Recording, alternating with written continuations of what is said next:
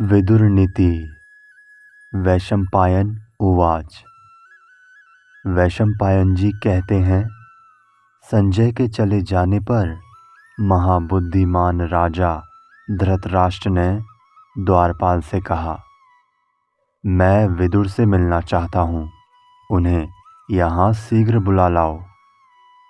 धृतराष्ट्र का भेजा हुआ वो दूत जाकर विदुर से बोला, महामते, हमारे स्वामी महाराज धृतराष्ट्र आपसे मिलना चाहते हैं।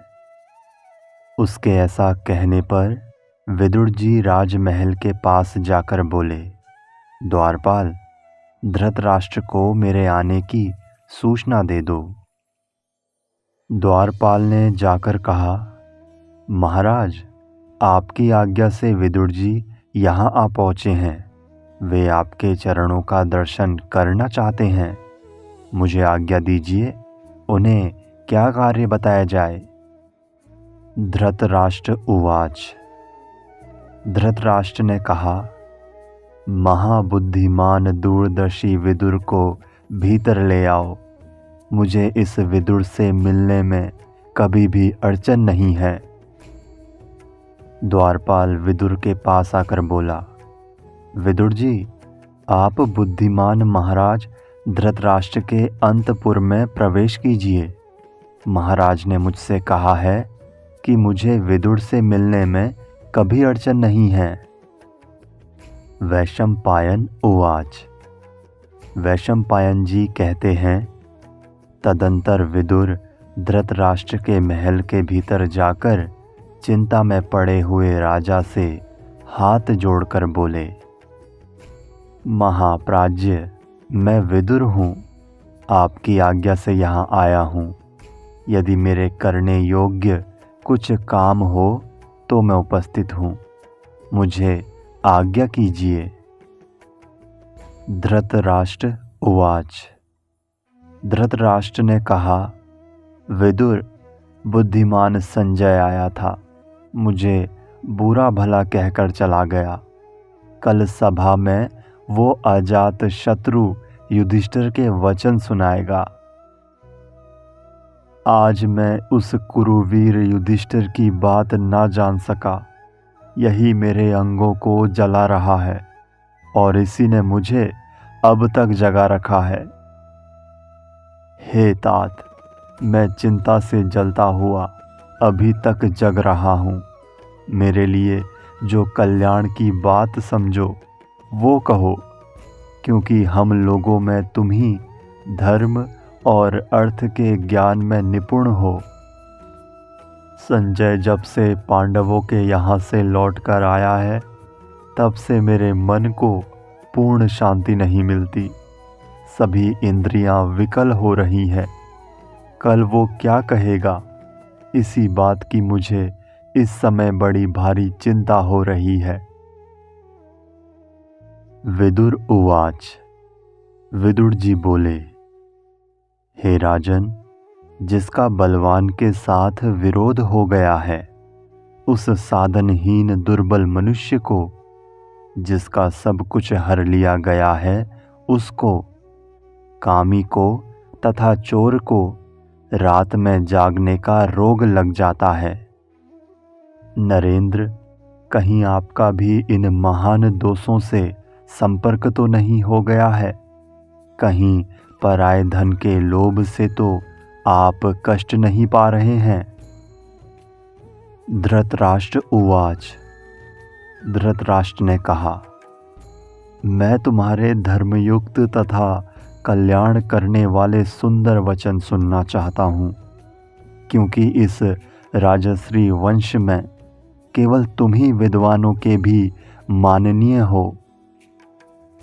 विदुर उवाच। विदुर जी बोले, महाराज धृतराष्ट्र, श्रेष्ठ लक्षणों से संपन्न राजा युधिष्ठिर तीनों लोकों के स्वामी हो सकते हैं। वे आपके आज्ञाकारी थे, पर आपने उन्हें वन में भेज दिया। आप धर्मात्मा और धर्म के जानकार होते हुए भी आँखों से अंधे होने के कारण उन्हें पहचान न सके। इसी से उनके अत्यंत विपरीत हो गए और उन्हें राज्य का भाग देने में आपकी सम्मति नहीं हुई। युधिष्ठिर में क्रूरता का अभाव, दया, धर्म, सत्य तथा पराक्रम है। वे आप में पूज्य बुद्धि रखते हैं। इन्हीं सद्गुणों के कारण वे सोच विचार कर चुपचाप बहुत से क्लेश सह रहे हैं। आप दुर्योधन, शकुनी, कर्ण तथा दुशासन जैसे अयोग्य व्यक्तियों पर राज्य का भार रखकर कैसे ऐश्वर्य वृद्धि चाहते हैं? अपने वास्तविक स्वरूप का ज्ञान, उद्योग, दुख सहने की शक्ति और धर्म में स्थिरता, ये गुण जिस मनुष्य को पुरुषार्थ से च्युत नहीं करते, वही पंडित कहलाता है। जो अच्छे कर्मों का सेवन करता और बुरे कर्मों से दूर रहता है, साथ ही जो आस्तिक और श्रद्धालु है, उसके वे सद्गुण पंडित होने के लक्षण हैं।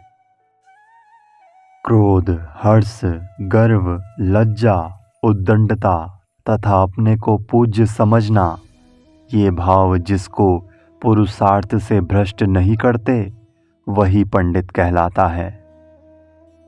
दूसरे लोग जिसके कर्तव्य, सलाह और पहले से किए हुए विचार को नहीं जानते, बल्कि काम पूरा होने पर ही जानते हैं, वही पंडित कहलाता है। सर्दी, गर्मी, भय, अनुराग, संपत्ति अथवा दरिद्रता, ये जिसके कार्य में विघ्न नहीं डालते, वही पंडित कहलाता है। जिसकी लौकिक बुद्धि धर्म और अर्थ का ही अनुसरण करती है और जो भोग को छोड़कर पुरुषार्थ का ही वर्ण करता है, वही पंडित कहलाता है। विवेकपूर्ण बुद्धि वाले पुरुष शक्ति के अनुसार काम करने की इच्छा रखते हैं और करते भी हैं, तथा किसी वस्तु को तुच्छ समझकर उसकी अवहेलना नहीं करते। विद्वान पुरुष किसी विषय को देर तक सुनता है, किंतु शीघ्र ही समझ लेता है। समझकर कर्तव्य बुद्धि से पुरुषार्थ में प्रवृत्त होता है, कामना से नहीं। बिना पूछे दूसरे के विषय में व्यर्थ कोई बात नहीं कहता है। उसका ये स्वभाव पंडित की मुख्य पहचान है। पंडितों की सी बुद्धि रखने वाले मनुष्य दुर्लभ वस्तु की कामना नहीं करते, खोई हुई वस्तु के विषय में शोक करना नहीं चाहते और विपत्ति में पड़कर घबराते नहीं हैं। जो पहले निश्चय करके फिर कार्य का आरंभ करता है, कार्य के बीच में नहीं रुकता, समय को व्यर्थ नहीं जाने देता और चित्त को वश में रखता है, वही पंडित कहलाता है। भरत कुल भूषण पंडित जन श्रेष्ठ कर्मों में रुचि रखते हैं, उन्नति के कार्य करते हैं तथा भलाई करने वालों में दोष नहीं निकालते हैं।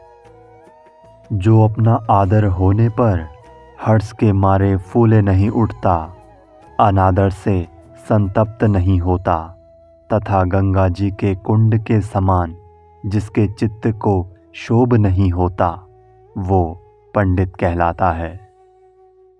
जो संपूर्ण भौतिक पदार्थों की असलियत का ज्ञान रखने वाला, सब कार्यों के करने का ढंग जानने वाला तथा मनुष्यों में सबसे बढ़कर उपाय का जानकार है, वही मनुष्य पंडित कहलाता है। जिसकी वाणी कहीं रुकती नहीं, जो विचित्र ढंग से बातचीत करता है, तर्क में निपुण और प्रतिभाशाली है तथा जो ग्रंथ के तात्पर्य को शीघ्र बता सकता है, वही पंडित कहलाता है। जिसकी विद्या बुद्धि का अनुसरण करती है और बुद्धि विद्या का, तथा जो शिष्ट पुरुषों की मर्यादा का उल्लंघन नहीं करता, वही पंडित की पदवी पा सकता है। बिना पढ़े ही गर्व करने वाले, दरिद्र होकर भी बड़े बड़े मंसूबे बांधने वाले और बिना काम किए ही धन पाने की इच्छा रखने वाले मनुष्य को पंडित लोग मूर्ख कहते हैं।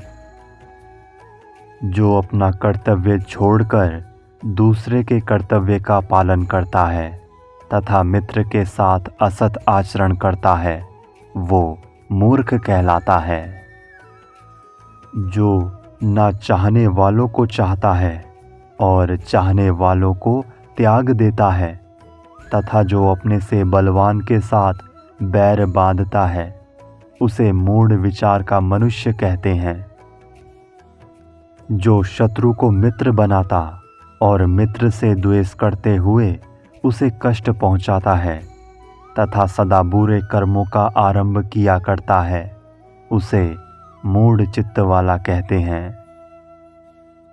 हे भरत श्रेष्ठ, जो अपने कामों को व्यर्थ ही फैलाता है, सर्वत्र संदेह करता है तथा शीघ्र होने वाले काम में भी देर लगाता है, वो मूढ़ है। जो पितरों का श्राद्ध और देवताओं का पूजन नहीं करता तथा जिसे सुहृद मित्र नहीं मिलता, उसे मूढ़ चित्त वाला कहते हैं। मूढ़ चित्त वाला अधम मनुष्य बिना बुलाए ही भीतर चला आता है, बिना पूछे ही बहुत बोलता है तथा अविश्वसनीय मनुष्यों पर भी विश्वास करता है। स्वयं दोषयुक्त बर्ताव करते हुए भी जो दूसरे पर उसके दोष बताकर आक्षेप करता है तथा जो असमर्थ होते हुए भी व्यर्थ का क्रोध करता है, वो मनुष्य महामूर्ख है। जो अपने बल को ना समझकर बिना काम किए ही धर्म और अर्थ से विरुद्ध तथा ना पाने योग्य वस्तु की इच्छा करता है, वो पुरुष इस संसार में मूढ़ बुद्धि वाला कहलाता है। हे राजन, जो अनाधिकारी को उपदेश देता और शून्य की उपासना करता है तथा जो कृपण का आश्रय लेता है, उसे मूढ़ चित्त वाला कहते हैं। जो बहुत धन विद्या तथा ऐश्वर्य को पाकर भी इठलाता नहीं चलता, वो पंडित कहलाता है। जो अपने द्वारा भरण पोषण के योग्य व्यक्तियों को बांटे बिना अकेले ही उत्तम भोजन करता और अच्छा वस्त्र पहनता है, उससे बढ़कर क्रूर कौन होगा। मनुष्य अकेला पाप करता है और बहुत से लोग उससे मौज उड़ाते हैं। मौज उड़ाने वाले तो छूट जाते हैं, पर उसका कर्ता ही दोष का भागी होता है। किसी धनुर्धर वीर के द्वारा छोड़ा हुआ बाण संभव है एक को भी मारे या न मारे, मगर बुद्धिमान द्वारा प्रयुक्त की हुई बुद्धि राजा के साथ साथ संपूर्ण राष्ट्र का विनाश कर सकती है। 1. बुद्धि से 2. कर्तव्य और अकर्तव्य का निश्चय करके 4. साम दान भेद दंड से 3. शत्रु मित्र तथा उदासीन को वश में कीजिए। 5. इंद्रियों को जीतकर 6. संधि विग्रह यान आसन द्वैधी भाव और समाश्रय रूप गुणों को जानकर तथा 7. स्त्री जुआ मृगया मद कठोर वचन दंड की कठोरता और अन्याय से धन का उपार्जन को छोड़कर सुखी हो जाइए। विष का रस एक पीने वाले को ही मारता है, शस्त्र से एक का ही वध होता है, किंतु मंत्र का फूटना राष्ट्र और प्रजा के साथ ही राजा का भी विनाश कर डालता है। अकेले स्वादिष्ट भोजन ना करे, अकेला किसी विषय का निश्चय ना करे, अकेला रास्ता ना चले और बहुत से लोग सोए हों तो उनमें अकेला ना जागता रहे। हे राजन, जैसे समुद्र के पार जाने के लिए नाव ही एकमात्र साधन है, उसी प्रकार स्वर्ग के लिए सत्य ही एकमात्र सोपान है, दूसरा नहीं। किंतु आप इसे नहीं समझ रहे हैं। क्षमाशील पुरुषों में एक ही दोष का आरोप होता है, दूसरे की तो संभावना ही नहीं है। वो दोष ये है कि क्षमाशील मनुष्य को लोग असमर्थ समझ लेते हैं, किंतु क्षमाशील पुरुष का वो दोष नहीं मानना चाहिए, क्योंकि क्षमा बहुत बड़ा बल है। क्षमा असमर्थ मनुष्यों का गुण तथा समर्थों का भूषण है। इस जगत में क्षमा वशीकरण रूप है। भला क्षमा से क्या सिद्ध नहीं होता? जिसके हाथ में शांति रूपी तलवार है, उसका दुष्ट पुरुष क्या कर लेंगे? तृण रहित स्थान में गिरी हुई आग अपने आप बुझ जाती है। क्षमाहीन पुरुष अपने को तथा दूसरे को भी दोष का भागी बना लेता है। केवल धर्म ही परम कल्याणकारक है। एकमात्र क्षमा ही शांति का सर्वश्रेष्ठ उपाय है। एक विद्या ही परम संतोष देने वाली है और एकमात्र अहिंसा ही सुख देने वाली है। बिल में रहने वाले मेढक आदि जीवों को जैसे सांप खा जाता है, उसी प्रकार ये पृथ्वी शत्रु से विरोध न करने वाले राजा और परदेश सेवन न करने वाले ब्राह्मण, इन दोनों को खा जाती है। जरा भी कठोर न बोलना और दुष्ट पुरुषों का आदर न करना, इन दो कर्मों को करने वाला मनुष्य इस लोक में विशेष शोभा पाता है। दूसरी स्त्री द्वारा चाहे गए पुरुष की कामना करने वाली स्त्रियां तथा दूसरों के द्वारा पूजित मनुष्य का आदर करने वाले पुरुष, ये दो प्रकार के लोग दूसरों पर विश्वास करके चलने वाले हैं। जो निर्धन होकर भी बहुमूल्य वस्तु की इच्छा रखता और असमर्थ होकर भी क्रोध करता है, ये दोनों ही अपने शरीर को सुखा देने वाले कांटों के समान हैं। ये दो ही अपने विपरीत कर्म के कारण शोभा नहीं पाते। पहला अकर्मण्य गृहस्थ और दूसरा प्रपंच में लगा हुआ सन्यासी। हे राजन, ये दो प्रकार के पुरुष स्वर्ग के भी ऊपर स्थान पाते हैं। शक्तिशाली होने पर भी क्षमा करने वाला और निर्धन होने पर भी दान देने वाला। न्यायपूर्वक उपार्जित किए हुए धन के दो ही दुरुपयोग समझने चाहिए, अपात्र को देना और सत्य पात्र को ना देना। जो धनी होने पर भी दान ना दे और दरिद्र होने पर भी कष्ट सहन ना कर सके, इन दो प्रकार के मनुष्यों को गले में मजबूत पत्थर बांधकर पानी में डूब जाना चाहिए। पुरुष श्रेष्ठ, ये दो प्रकार के पुरुष सूर्यमंडल को भेद कर ऊर्ध्व गति को प्राप्त होते हैं।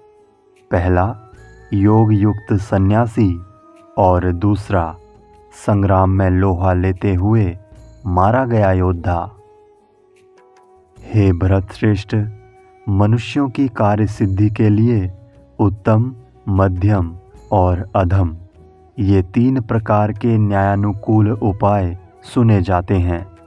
ऐसा वेद वेत्ता विद्वान जानते हैं। हे राजन, उत्तम, मध्यम और अधम, ये तीन प्रकार के पुरुष होते हैं। इनको यथा योग्य तीन ही प्रकार के कर्मों में लगाना चाहिए।